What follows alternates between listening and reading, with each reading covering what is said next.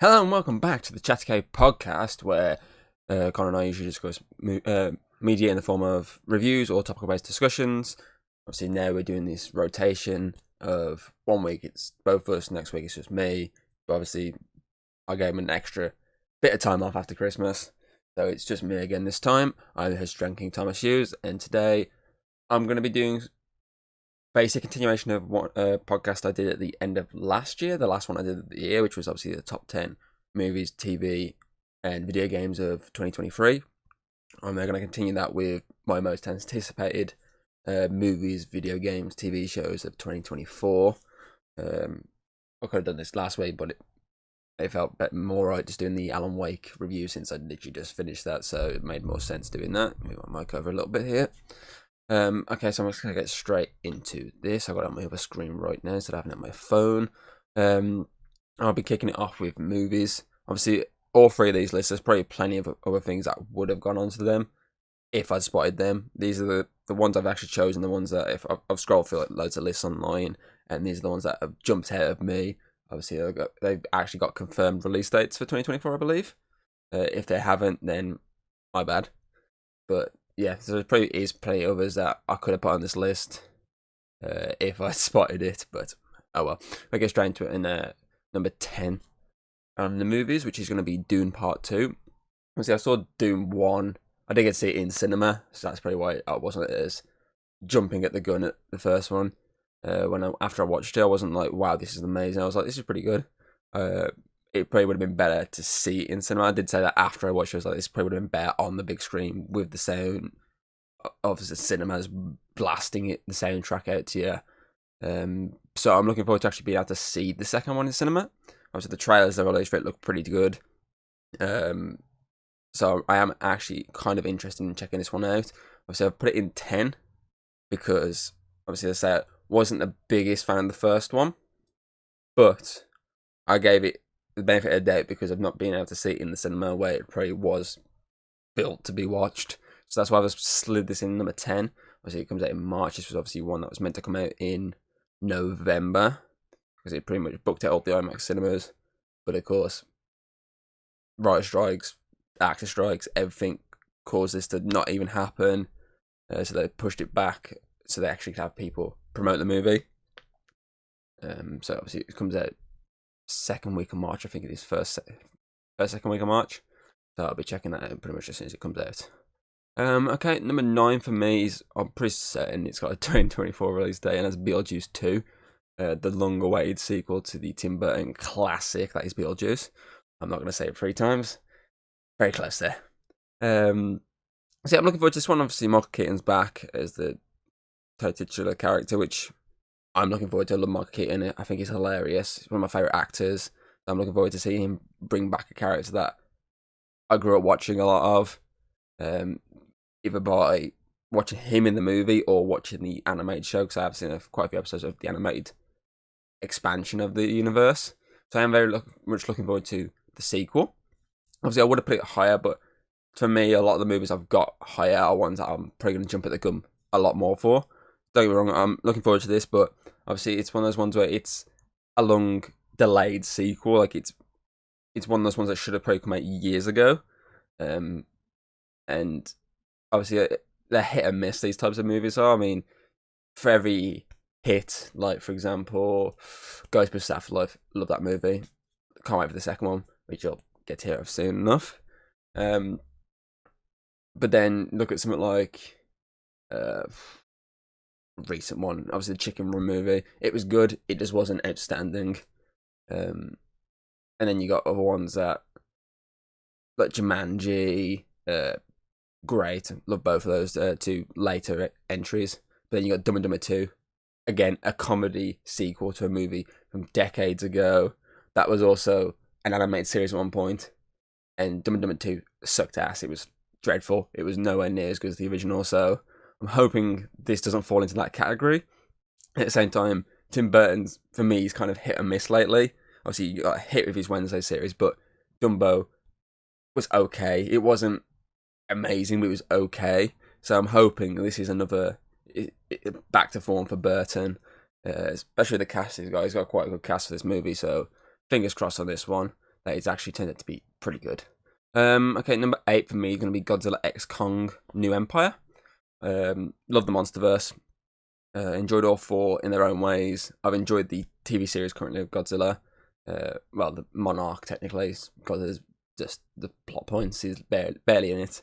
Obviously, I spoke about that in the top 10 video for TV shows, and it felt right putting this in here. Yes, I wasn't the biggest fan of Godzilla vs. Kong, but I've rewatched it over Christmas, enjoyed it a bit more than I did when I first watched it, and the second time I watched it, and the third time. So it's took about 4 times before I've actually gone, okay, this actually isn't as bad as I remember it being. So I'm looking forward to this. The trailer looks a lot of fun. It looks exciting. And I've heard the monster action is supposed to be pretty good from test screenings. And there's supposed to be like a huge amount of like moments where it's less story and just monster fights, and I'm all for that. So I'm hoping this is back on track after obviously Godzilla vs. Kong dropped me out a little bit at the time. But I say so far that I don't think they've really done a bad entry. As I say, even though I wasn't a big fan of Godzilla vs. Kong, it wasn't a bad entry, and I think all 4 movies they've done so far, the 2 TV shows they've done, because obviously they did the anime Kong series, all 6 entries so far have been pretty solid entries to a universe.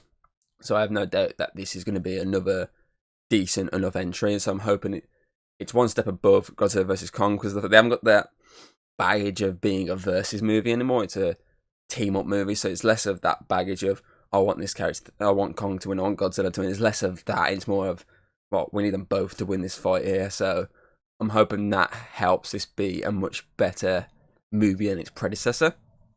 So number 7 for me, obviously I will tip over Godzilla X Kong because I've loved all 3 entries so far, and that is Kingdom of the Planet of the Apes. These obviously sequels set like fucking, is it like 300 years or something stupid like that after War for the Planet of the Apes. Obviously this one brings in a new director, obviously the guy who made the Maze Runner trilogy, so I enjoy the Maze Runner trilogy. The first one's great, second one's alright, third one's alright. It's okay, it's a decent enough trilogy.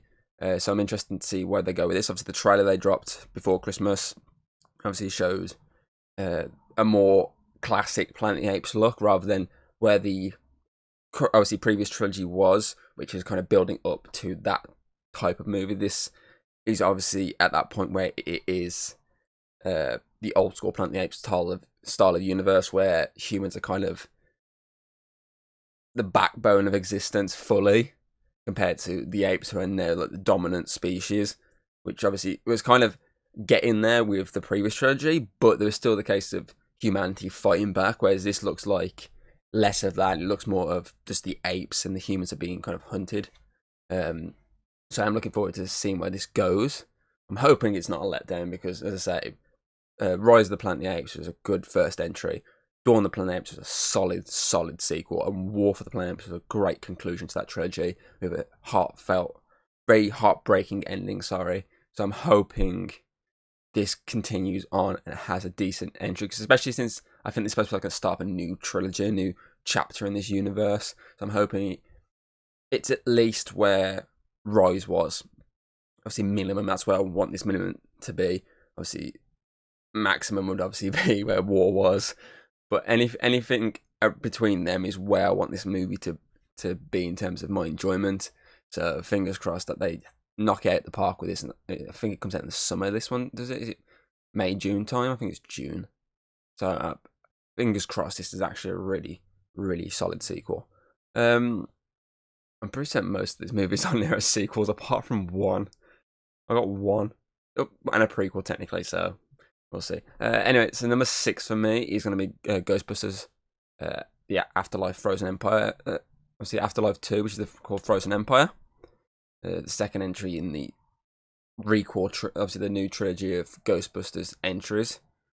Obviously, this is a different director from the last one, a bit like King of the Planet of the Apes. A different director, which is, obviously so far, Dune, Beetlejuice, and Kong have all got the same directors. Obviously, the 2 currently speaking about. Obviously, they've gone away from their previous director and got in a new one. But I'm interested with this one because the trailer looked pretty good. I like the idea of it being more wide scale. I mean, whole New York is fully affected. I like that idea. they kind of sort of did that with a reboot, but obviously the reboot, the writing was just terrible, so it was sucked ass. But this one, I'm pretty certain it's the same writers behind it. It's got the same cast pretty much behind it. It's got new cast members, and the new cast members are going to be great because I've seen a couple of them, obviously, in other things, and they're hilarious in them, so they're going to fit right into this movie. Obviously, the villain, you haven't seen too much, but obviously, it's the fact that they're able to create an entire frozen New York shows that they're going to be a fucking pain in the ass to deal with. I mean, Paul Rudd's back. Who can't love Paul Rudd? He's hilarious. I mean, after Only Murders in the Building Series 3, what can you say? He's just such a good actor, such a kind of comedic presence. So I'm definitely looking forward to it. Plus, unlike the last one, where obviously it wasn't really till the end that the OG cast came back into it, I think they're pretty much going to be in a decent chunk of this one. So again, I'm looking forward to that. It's less of you're waiting for them to turn up, and it's more of they're there to help and deal with this threat. So that's going to be fucking cool.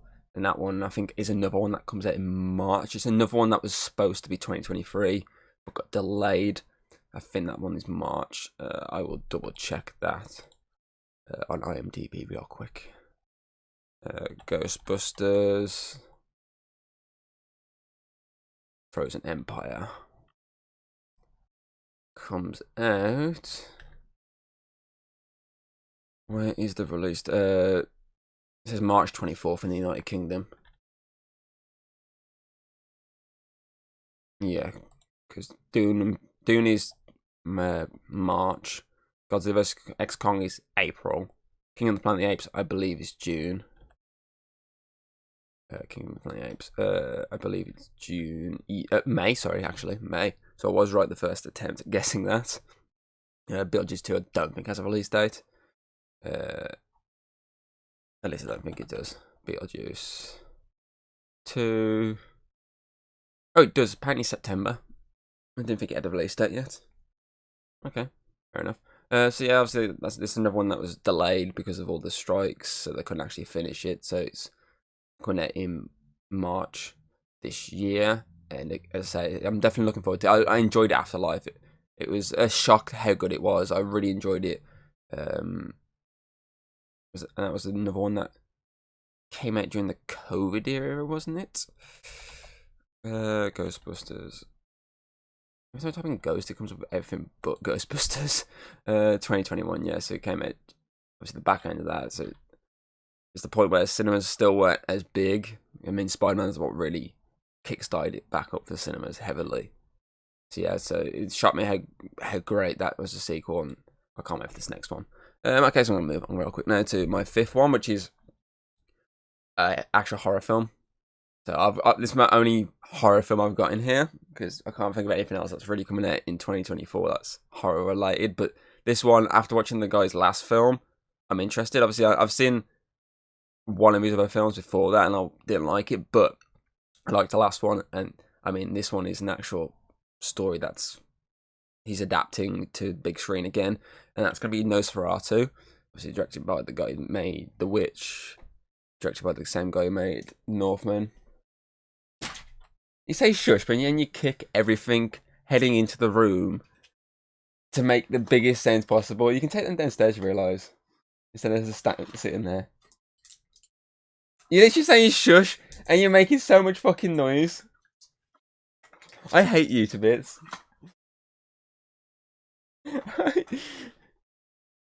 You're putting me off here. Go on, go back downstairs. God damn it. So yeah, that was Nosferatu, made by the same guy then, The Witch, which I have yet to see. I need to watch that one. Obviously made The Lighthouse, which I didn't like. I thought it was shit. And made Northman, which I fucking loved to bits. But this one again is another one with an all-star cast. Comes out Christmas. This one does this weird one. I'm surprised they didn't drop it in October. Would help us put Nosferatu right on the computer. But yeah, it's supposed to be. Oh, have they changed the date? Right. So this is theatrically on December 25th, 2024. But then it says when you type it in 2025 release date, but everywhere else says 2024. I'm gonna fucking just double check this. I want to keep on my list just in case, because it's gonna be pretty much.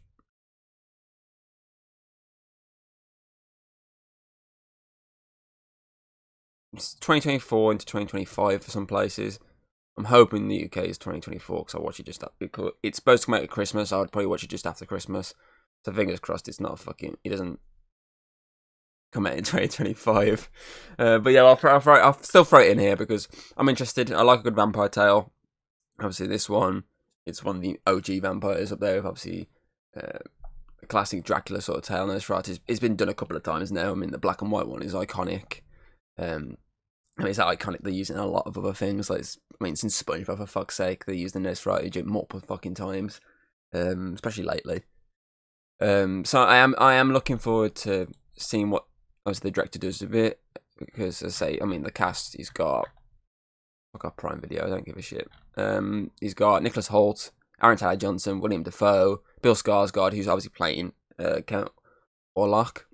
He's got Lily Rose Depp, Ralph Ineson. So it's got a really good cast. So I'm looking forward to see what Robert Eggers does with this. So obviously, I know The Witch is probably more popular one, I'd say. I think out of his three he's done so far. Obviously, Northam was probably the furthest away from his horror roots, but obviously it still had them sprinkled in there because obviously it's more of a Viking tale. But the previous two are very more horror. So obviously he's going back to a full horror movie. Obviously this time, there's some images online. I mean, looking at some right now of William Dafoe. I think he's playing the vampire hunter in it, sort of cackling. The picture of Nicholas Hoult with some weird vampire hands next to him, which I'm guessing is going to be Bill Skarsgård, and there's an image of him looking at him eating something. So I am looking forward to it. There's not much out in terms of information apart from just the images. So when they drop the first trailer, that's going to be an interesting watch. So I'll just move straight into my number 4 now, which is going to be Sonic 3, another one which comes out at Christmas. I'll just double check the actual fall. This says 20th of December, so this is right before Christmas. So I feel like that could make a killing over the Christmas period because it shows a good slot. I mean, Wonka came out the start of December and it did pretty well over the weeks up until Christmas. So I feel like this one's probably again another good family film to drop over the Christmas months. And it's obviously looked out because Avatar obviously dropped out of its slot because that was due out this year at the same point. So it's got lucky and that's moved away, so it's able to have its release date. I swear there's something else like that's actually on its same release date. Let's type in December 2024 movies. I swear there's something else that was like is due to release the exact same time. And I was like, what the fuck? Looking at some of these. I mean, there's some that I could definitely have chucked on. Is it 100% coming out this year? I don't know. It's the thing. Sometimes some of them aren't 100% sure if they actually are dropping this year, that's why I kind of haven't put some of them on there. I could have put Kung Fu Panda on there. Shit, yeah. Oh well. There's definitely one that would have gone in there if I actually looked for the list properly.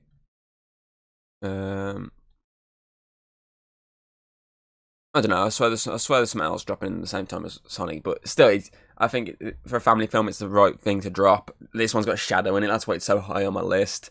Love Shadow the Hedgehog. I love the tease in the last one. I've loved both movies so far, especially Sonic 2. It was a great sequel, and it's set up this world to be really good. And I can't wait for the Knuckles series. I think isn't that due this year? I'm not too sure. That's why, again, I haven't put it on my list because I'm not 100% sure if that's coming out before or after Sonic 3.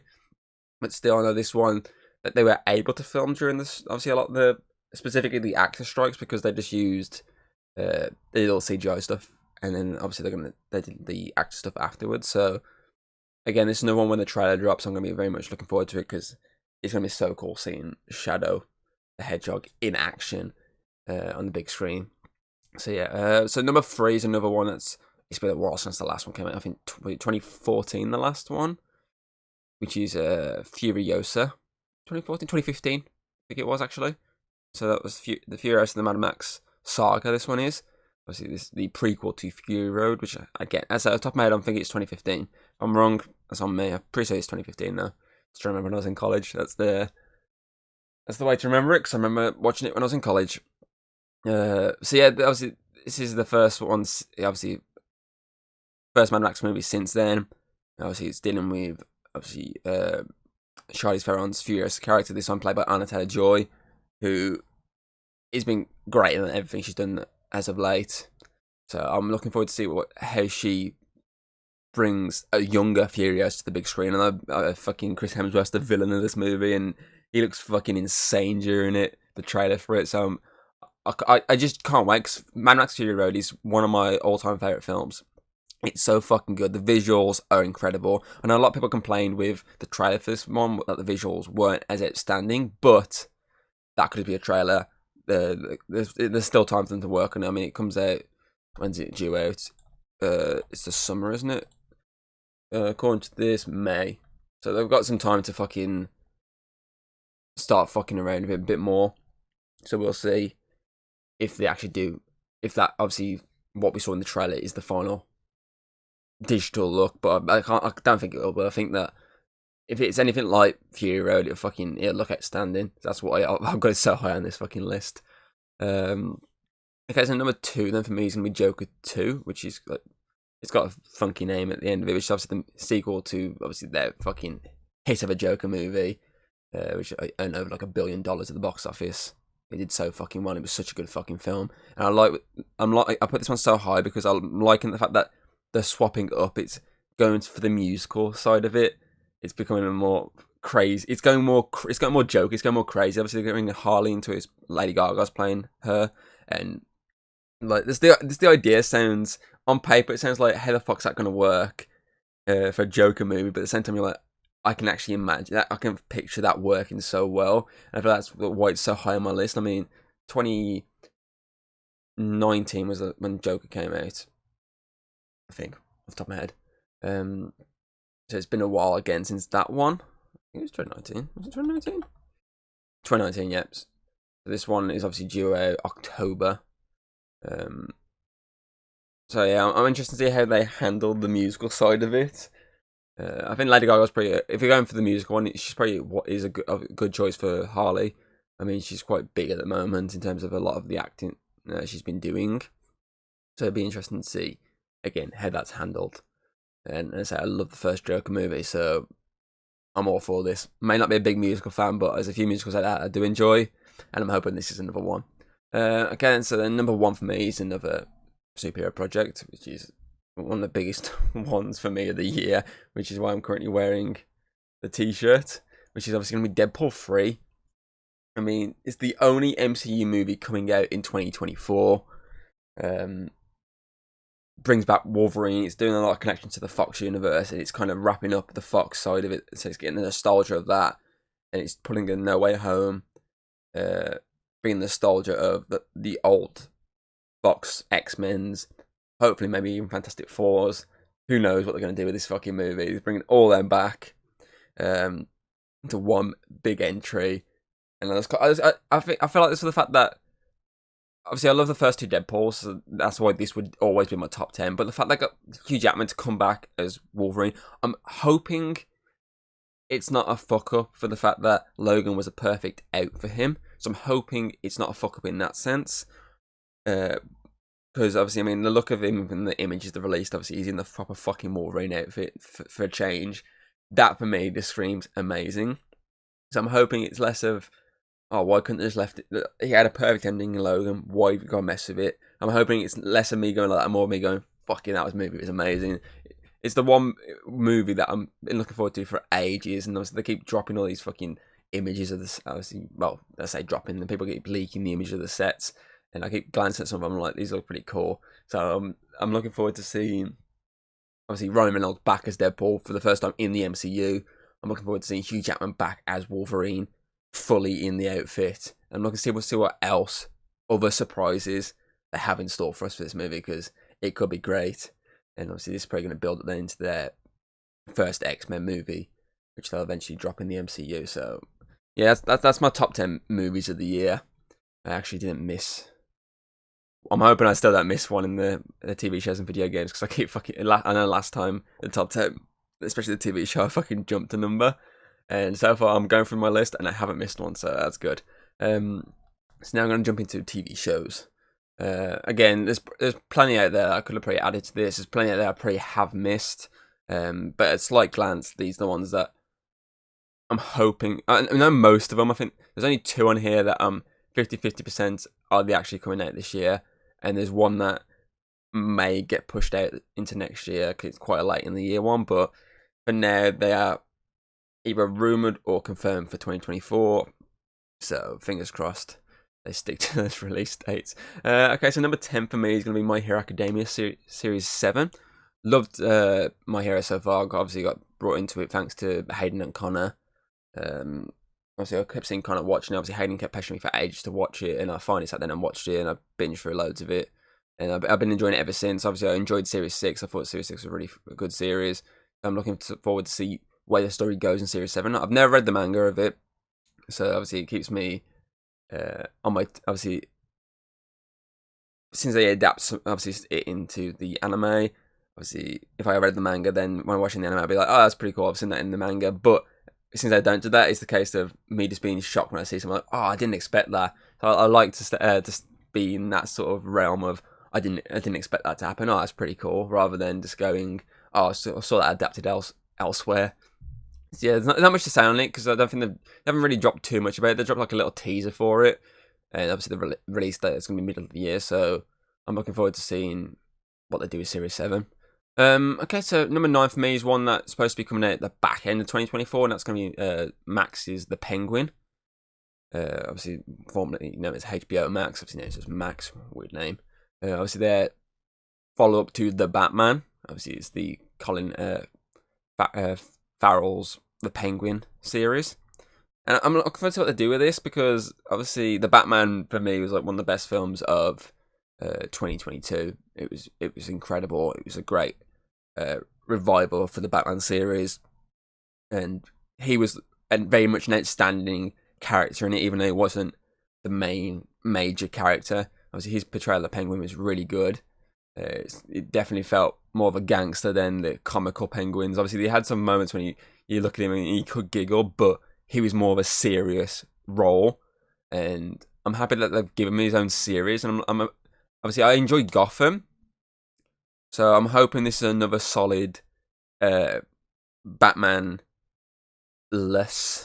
series. I know obviously you have Bruce Wayne in Gotham, but obviously it was more about Gordon. Obviously he was eventually just slowly in the background building up to becoming Batman.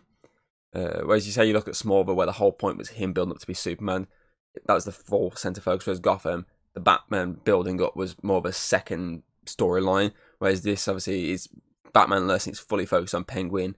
And I'm guessing it's going to be dealing with the aftermath of the Batman. Obviously it'd be interesting if it was a prequel, because obviously it could set him up for that movie. But at the same time, I'll be interested to see a sequel, because at least then you wouldn't have to worry about obviously the Batman sequel dealing with Penguin again. You could bring him back later on.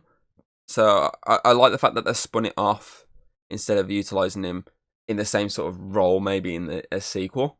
I'm happy to see how this works. I mean, Joker got his run as a main star, so it makes sense that obviously another big Batman character being the Penguin gets his run.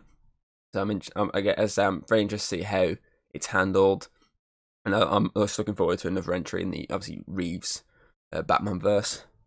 So fingers crossed it doesn't get pushed out this year. Okay, so number 8 for me is one that's coming out in February, which is Avatar: The Last Airbender on Netflix. Though I haven't finished the actual animated Avatar: Last Airbender series, I'm still looking forward to the live action one. I'm hoping if I watch it, maybe it'll draw me back into the animated series, because I've done that plenty of times with a lot of live action adaptations. I've watched them and then been drawn back into watching the animated versions of them. I'm hoping this is another one. I mean, what they've released so far, the trailers look really good. I mean, it looks way better than the fucking M. Night Shyamalan version they did all those years ago. That was awful. So, as I said, the visuals look really good. The casting is fucking perfect for this one. They've got everything right pretty much compared to that M. Night version. So yeah, I'm hoping it's another. I'm hoping Netflix don't let us down with this one. I mean, the last time they brought an animated show to live action was obviously fucking One Piece. Obviously, that was really fucking good. But then they've been known to release other ones, like adaptations of stuff. I.e., you look at say like Death Note, Cowboy Bebop. There's a few others that haven't been received as well. So I'm hoping. I think the creators of the actual animated shows were originally involved with this and then dropped out during production because they had disputes or something like that. So I'm hoping it's a good series and not a letdown because, as I say, it looks good, but looks can be deceiving. Okay, so then number 7 is one that got announced as being released. I think it said November, and that's Arcane Season 2. Obviously, the League of Legends anime series that obviously Netflix released a couple of years back. And let's say the reason I'm looking forward to this is I'm not a League of Legends fan. I just happened to check out Arcane because I kept hearing some good stuff about it. I was like, I'm going to check it out. Don't know anything about League of Legends. Going to watch it, see what it's like. And I was blown away by it. I love the animation of it. I love the characters. I love the world building they did in it. It was a really, really fun and great series. So I was like, okay, yeah, this needs a second series. They announced it. It was like, okay, when's it going to happen? And then they dropped it. I think it was last week. I think it's last week. The other day, I can't remember. That it was coming out in November. So yeah, I'm all for this. There's not too much to talk about for this because they haven't really dropped too many details. All they dropped was a little short trailer. Obviously, his character looking at like some green fucking glowing, obviously light on him, and there's like some sort of monster, and that's all they've dropped. So there's not really too much to say about it until there's obviously they start again releasing footage of it. So as I say, I'm looking forward to it. We'll just see how it goes late in this year. Okay, so number 6 is one that's literally, by the time this goes out, it would have started airing. I say started airing, completed airing, because it's doing it all at once. But I thought I'd put it on there because the previews I've been seeing recently, and a lot of the little footages that they've been releasing just to tease it up, and it's the promotional material for it they've been dropping has been drawing me heavily in, which is Echo, the follow-up to Hawkeye Series 1. Obviously the spin-off to it, focusing on obviously Maya Lopez, and obviously it's continuing her journey, kind of a redemption and revenge against Kingpin. Obviously, to see Vincent D'Onofrio back as Kingpin is great, and as I said, the footage they've released so far, I mean, for the fact that it's supposed to be, I think obviously in America it's dubbed as TVMA, which is obviously, it's constantly warning people of the violence in it. I'm just like, oh, that sounds good. That sounds really fucking good. I mean, the preview they released of Daredevil fighting, it was just, I'm blown away by it. I don't know how people are complaining that it looks so fucking slow. It looks like the Netflix Daredevil fucking series, and that's all we want. We just want them to do it like the Netflix Daredevil series and integrate it into the MCU. And that's what they've done with this, obviously, sequence. And they've also now kind of canonised the Netflix Daredevil show in general by utilising a heavy amount of footage in their recent Kingpin trailer for the show. So I can't wait for, I think it's, I think the UK is the 10th. I think US is 9th. So I think it's the 10th for the UK. So again, by the time this episode goes out, it would have started airing. I'm hoping that as soon as obviously this episode has gone out, I'm just like, that show was fucking incredible. It was so good. It's definitely one of my favourite Marvel shows, so I'm hoping that's my reaction afterwards. I mean, at some point I'll probably review it, because we seem to be going through a lot of the MCU ones. I think the only ones we haven't done so far is Loki Season 2, obviously Secret Invasion, and the What If ones. We've pretty much covered most of the other ones so far, so obviously at some point I'll try and jump on and actually give a verdict if it was as good as I hoped, or if it was a bit of a letdown. Okay, so number 5 for me. Do I go with that or not? I'm going to drop that one down a peg actually real quick, because I've changed my mind on that one. I'm looking forward to that, but at the same time, I'm looking forward to that a bit more. So number 5 for me is going to be a show that I'm 50% sure is coming out this year. Even with all the writers' strikes last year and the actor strikes, I'm pretty certain they're going to start production it soon, and I can't see it coming in 2025. I can see them getting production pretty quick because it's not really something that, like a Marvel show that requires digital effects and shit like that. It's pretty tame. Obviously, it's just literally just acting, so it doesn't require much post-production and shit like that. So I'm hoping it does come out this year, and that's only Birds in the Building season 4. Obviously, season 3 was an incredible follow-up to the first 2. Paul Rudd was in it. There's a lot of guest stars in it. It's a really fun case of them trying to solve basically Paul Rudd's murder. So I like that. So I'm hoping they do, as I said in my top 10, that they do another like sort of guest star, and that's the case. They're trying to solve this guest star's murder for that series. So I know it ended, obviously. Did it end setting up? I can't fucking know. It's been a while since I watched Series 3. I'm pretty certain it ended setting up Series 4. But yes, I'm not going to go into too much detail of this because it's not 100% guaranteed it's coming out this year. As I say, for the fact that it's not like one of these MCU shows or an animated show that requires a lot of work, I'm hoping that it can get through production still at its pace.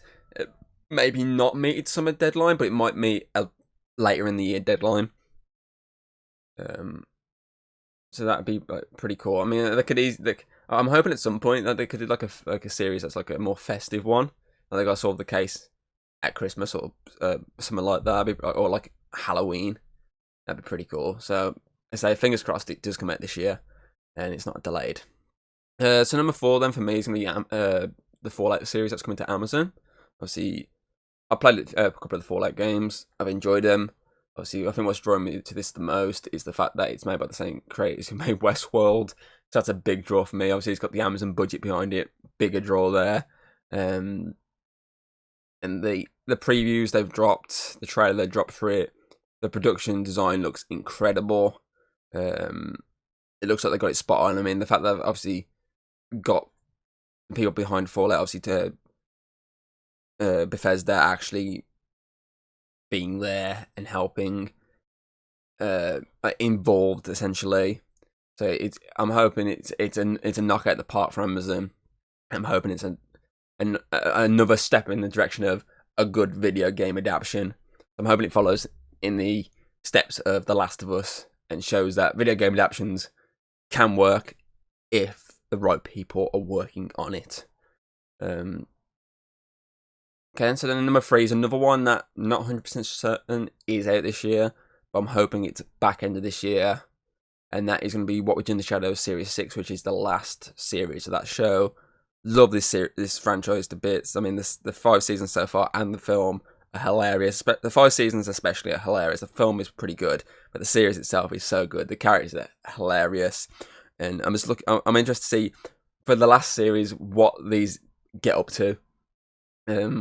I'm interested to know if they knew, obviously, because I know it starts production supposed to be this month.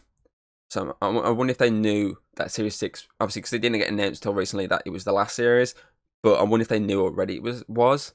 And if so, are they going to intertwine that into some plots within it? Or are they just going to work it like they have done most series where it just ends normal?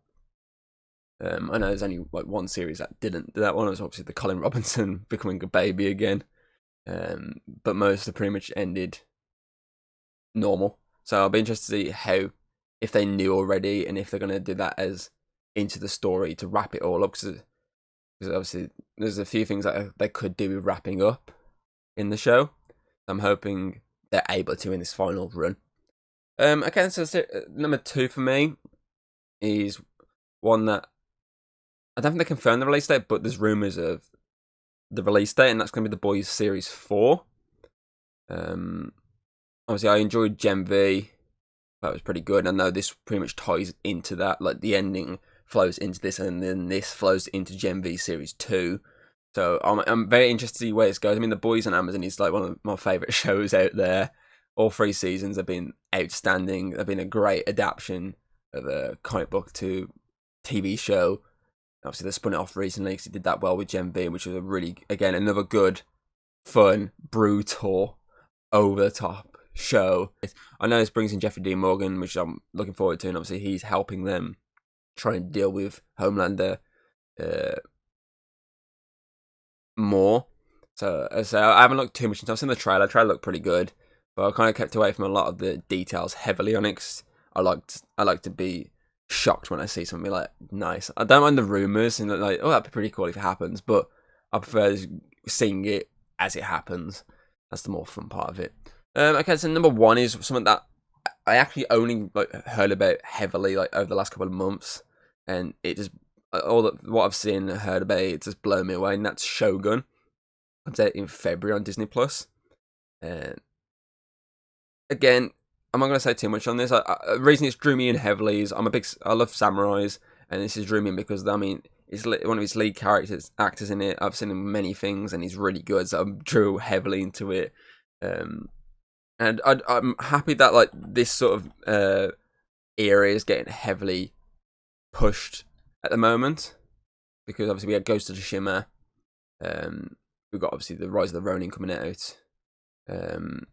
Is that Blue Eyes Samurai series? But I'm happy. Obviously now the Shogun one, which is based on a novel from 1975. Apparently it was adapted in 1980 into a TV series as well. So yeah, obviously that's it. Hiroyuki Sanada. Fucking loved him as a Scorpion in the Mortal Kombat adaptation. I can't wait to see him in that. I don't think is that next year comes out, because that could definitely have been on my list.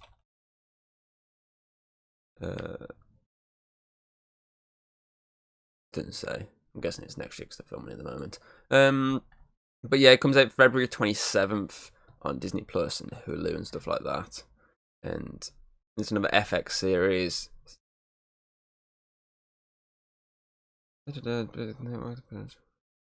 Okay, so obviously they put a lot of effort into it. Obviously, originally the production wasn't that great, so they basically pushed for it to be a lot higher. It's been in production since 2019. Okay. So some of it was filmed over in the UK, nice, and Japan, which makes sense, and Vancouver, which is usually where a lot of TV shows are filmed. I put a lot of effort into it, but there's 10 episodes. Last episode apparently airs on my birthday, which is nice. That's nice. That's pretty cool. So yeah, I'm looking forward to it. Like I say, I like samurais, so that's all I'm really gonna say. I'm gonna move on there into video games before I start running out of steam. Okay, so for the video game list, it's more of a case of these aren't games. Now, when I say games that I'm gonna jump at the gun at when they come out, they're games that I more than likely will play at some point. I looked through loads of lists, and there wasn't really many that looked like that I wanted to play. So that's why there's someone here that I'm just like, I'm not jumping at them straight away, but at some point, if they go on sale, I might pick them up just to check out. So then, okay, so number 10 is a game sequel that I've only been playing the first one recently, and the first one's pretty cool. So I'll probably end up picking up the sequel either after I've eventually finished the first one, or just if it goes down in price, and that's going to be Hades 2. I know it goes into early access at some point this year. As I said, literally about a week ago, I started playing the first one on the Steam Deck, which I say is pretty cool. It's obviously very hack and slashy, and as I say, once I've finished it, if I fully enjoy it, then I probably will pick up Hades 2 straight away if I finish it in time for its release. If not, it's just another one that down the line that I'll pick up once it goes on sale or something, or just once I say eventually finish the first one. If there's nothing else at the time I'm playing that's gonna hinder me playing the sequel. Okay, so number 9 for me is one that, again, it's a mixed bag of stuff I've heard about it, and I'm just like, oh, I probably won't pick it up when it comes out in February. But if it goes down in price and it comes out to actual decent reviews, I might eventually pick it up. And that's going to be Suicide Squad Kill the Justice League, obviously Rocksteady's next Arkhamverse game.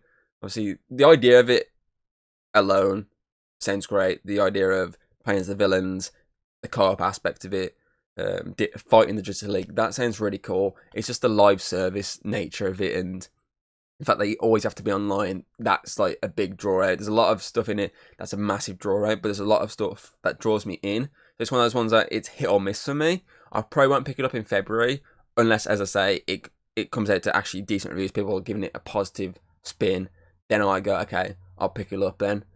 If not, it'll probably again something later in the year. Like, for example, Gotham Knights, when that came out, it came out to meh reviews. I eventually picked it up when it went down in price and actually did enjoy it. Obviously, it's a different stylized game in terms of what this one's aiming at.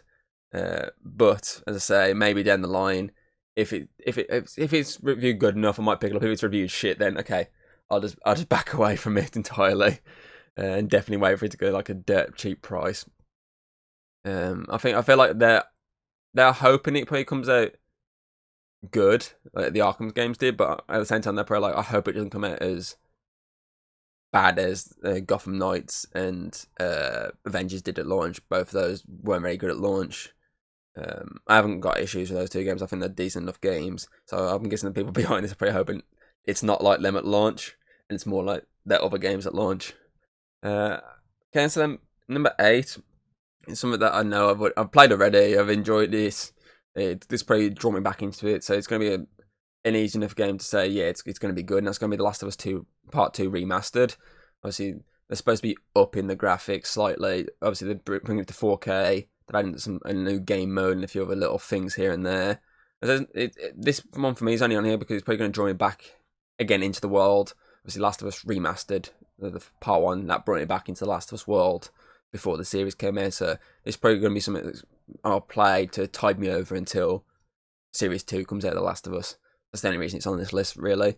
It's not a new game, it's just a remaster.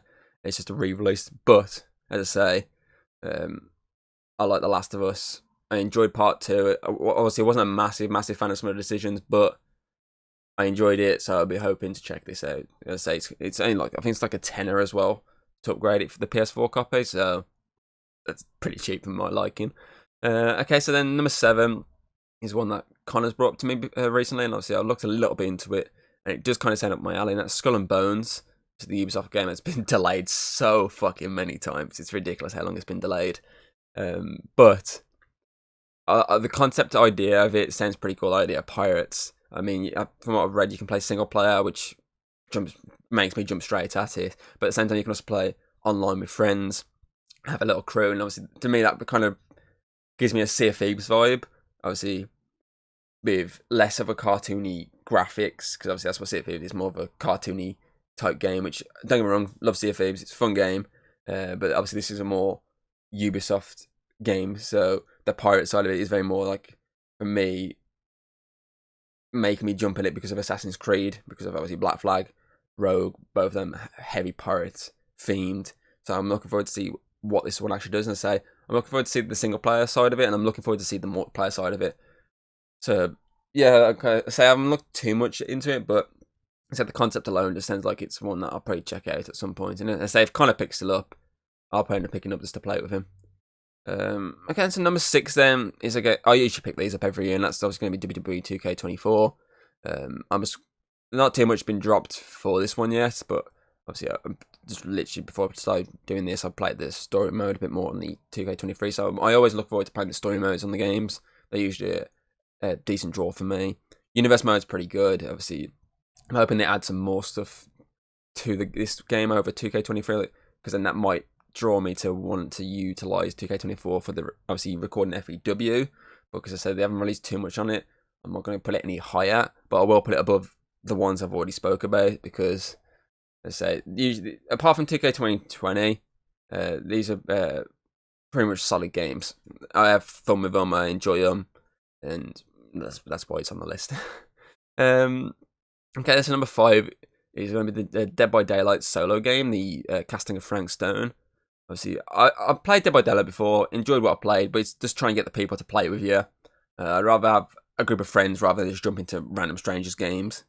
So I've enjoyed what it is. I've enjoyed the other movies, characters they've brought into this universe to utilise as killers.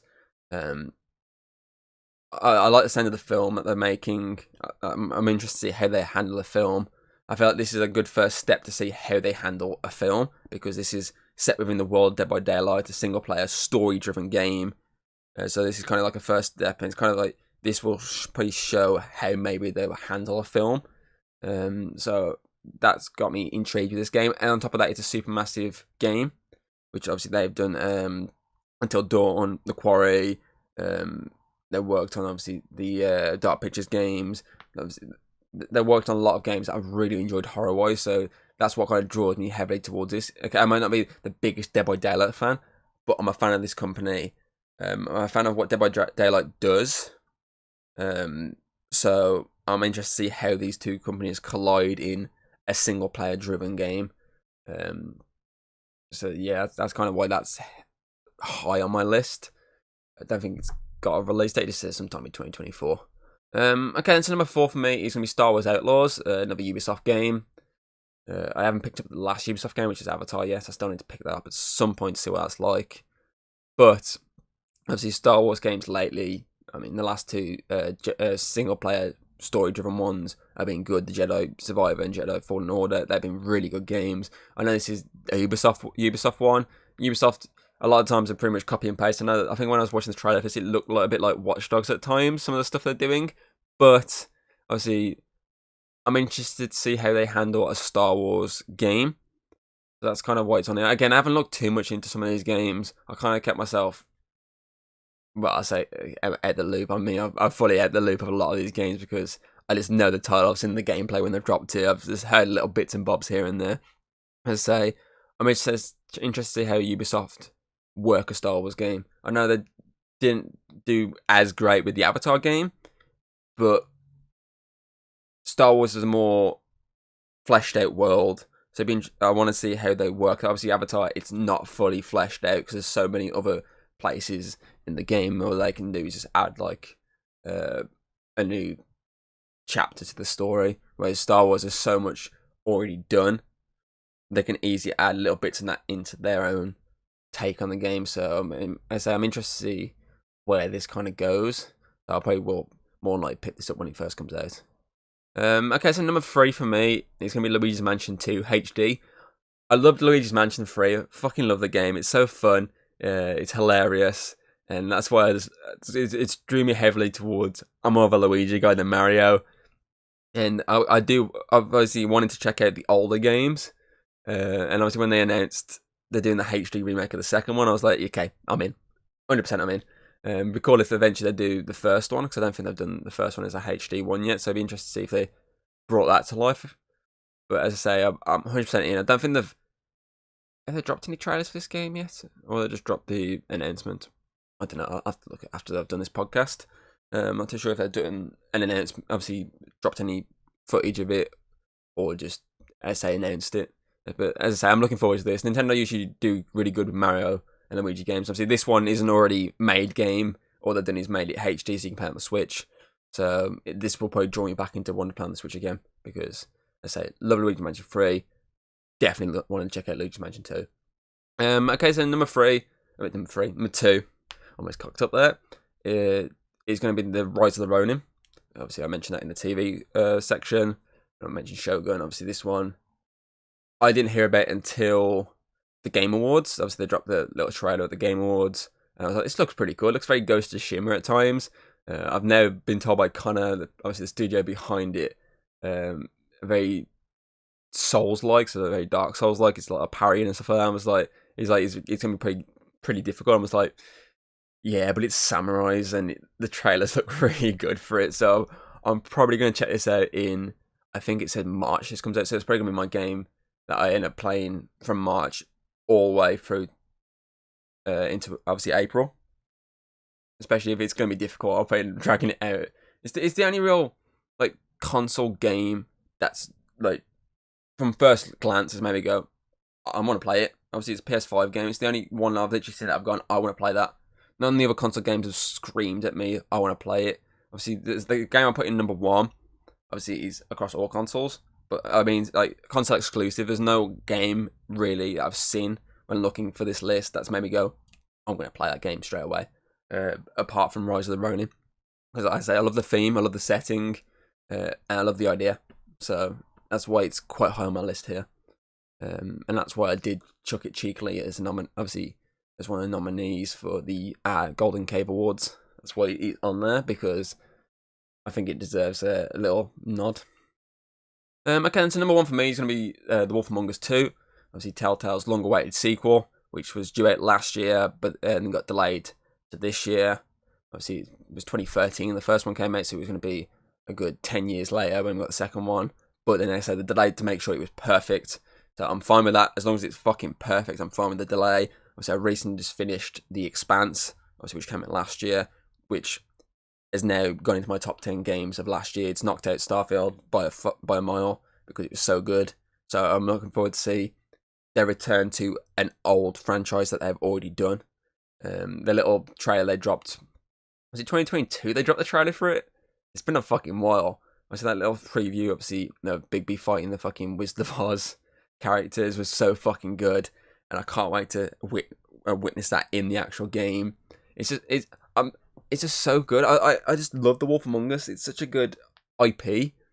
It's got so many great characters. As I say, the first game's story was excellent. Obviously, I played it on many recordings, obviously on YouTube. It's there, so if you want to check it out, I'll probably link it in the description below. It's so fucking good. If you've never checked it out, you should check it out. It's so good. As I say, I just can't wait for the second one. I can't wait to hear more about it and actually get a full-on official release date, because I know they do it episodically, but I'm gonna fucking get it straight away. I need to play it as soon as it comes out. I don't care about the wait afterwards. I just want to play something about it straight away. So yeah, obviously that's my 3 lists. Obviously, I said there's plenty of things I probably could have put in there that if I spotted the posters, I would have gone, oh, that's a good hint. I think video games is the only one that, from what I've been looking at, nothing's really jumped out the page at me to say that can go in there. But the thing is, a lot of times, a lot of indie games do come out during the year, like little games, so stuff like Lethal Company, things like A Day Out, games that have actually surprisingly been decent, that could have easily gone into a list beforehand, but I've not heard of them until someone's mentioned it to me. But obviously, TV shows and movies, there's probably plenty out there that could be that are more likely coming out in 2024 that could have easily been on the lists.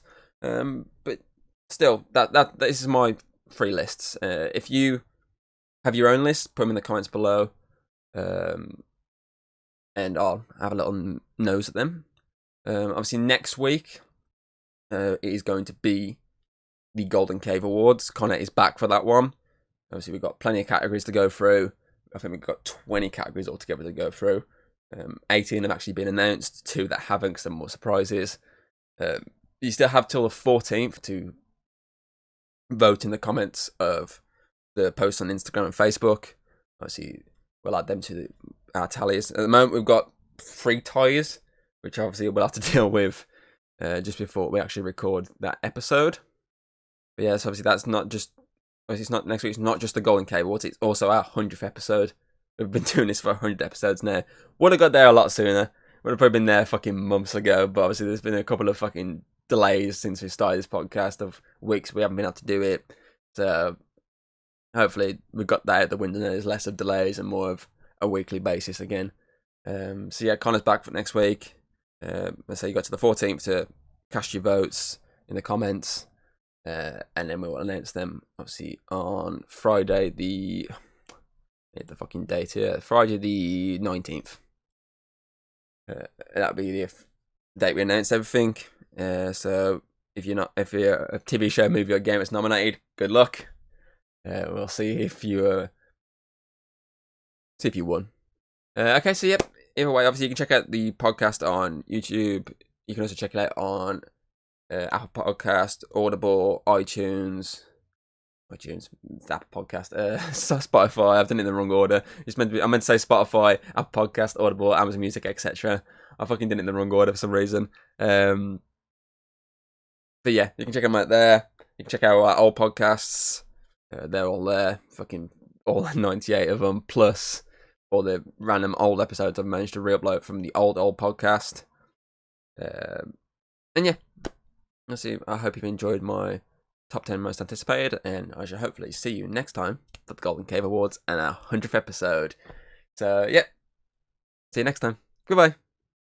If you like what you've seen, don't be afraid to throw us a little like and subscribe. That's always very appreciated over here. And, well, I'll see you on the next video.